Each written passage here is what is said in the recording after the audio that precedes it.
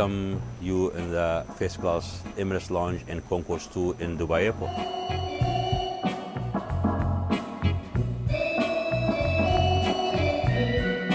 In true Dubai style, the new first-class Emirates Lounge here at Terminal 3 is big. Over 1,000 square meters of luxury and calm away from the bustling atmosphere in the rest of the terminal. The airline says it spent just over $90 million on building and upgrading lounges since 2005. And it's not the only carrier to be spending heavily on a part of their operation the majority of their passengers never get to experience. With business travel on the rise again following the slump during the dark days of the recession, competition between airlines to hold on to the people who buy the most expensive tickets is fierce. It's really important, if they're going to attract the top business class flyers, to have some way of looking after them while they're in the airport. Perhaps once you could go walk straight into an airport and be out of there in half an hour. But now with the security, people are in there for at least a couple of hours. And during those 2 hours, they want to be comfortable and they also want to be productive. I think broadly when you look at what customers expect, they want excellent premium food and beverages, they need Wi-Fi, and they need a quiet place. The game changer for us is to do that on a night flight.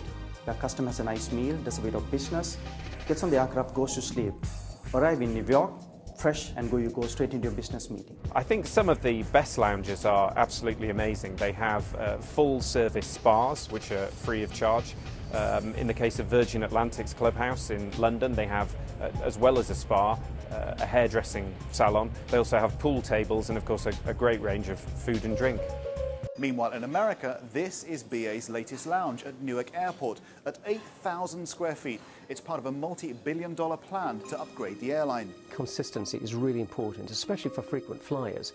You know, these are the guys who fly with us maybe 40, 50 times a year, and they know exactly what service they're going to be getting at every stage of the process, but also working with our design team so that we've been working with sort of designers like Osborne and Little to make sure that we'll get the same kind of fabrics.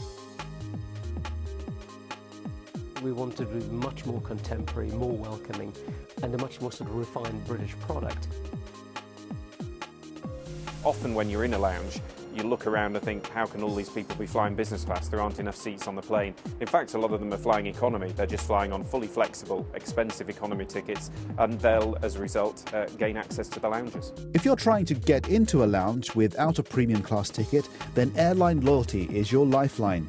If you sign up to an airline's Air Miles program, the trick is to try and stick to flying with that airline as much as you can. Then you'll travel up the reward ranks, and many airlines now offer free lounge access once you've reached a particular membership tier, even if you're flying with them in economy. You can't let everybody in because otherwise there's no cachet attached to it.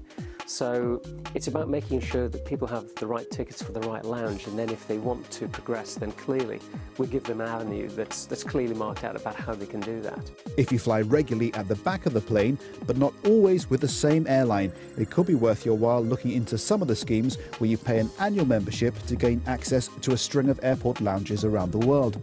Great news if you know you'll be travelling a lot over the next 12 months, but a possible false economy if you don't. If you're an infrequent traveller, then many airlines, mainly in the States, sell one-off, on-the-day lounge passes. But remember to try before you buy and ask to see exactly what you'll be getting for your money. And it's also worth remembering that several credit card providers reward their high-value customers with free lounge access at selected airports. So check the small print next time your statement arrives. Finally, if none of those options apply to you next time you're in Dubai Airport and you're seeking some solitude, if the lounge is out of bounds, then perhaps you might consider the Snooze Cube instead. Your own private pop-up lounge with a bed, TV and Wi-Fi access. All yours for $15 an hour. But don't forget to bring your own sandwiches.